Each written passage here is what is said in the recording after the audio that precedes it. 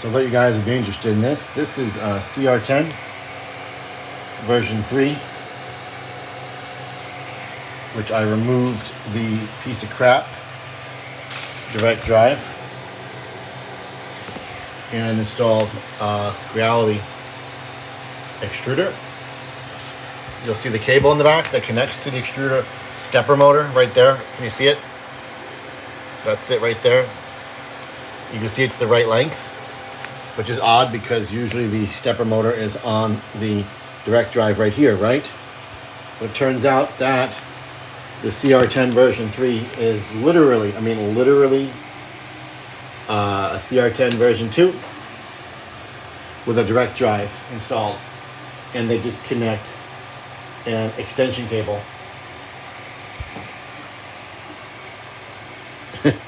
I was trying to find it, an extension cable to go from the extruder to the direct drive. So you just take the direct drive off, take the extension cable off, install the stepper motor and the extruder, and then install a coupler, change the firmware to a version 2 firmware, and away you go.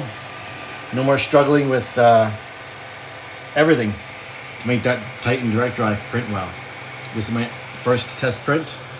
It's just making a little skirt right now, and it looks amazing. So I've been battling this thing for months and months and months to make it print properly. Always blobs, always zits, can never get anything dialed in correctly, no matter what. Even though all my other machines have no problems, that's just a few of them. This one, forget it. So there you go. If you have a CR10 version 3 that just sucks, can't get it right, get updated firmware. It exists on the internet, and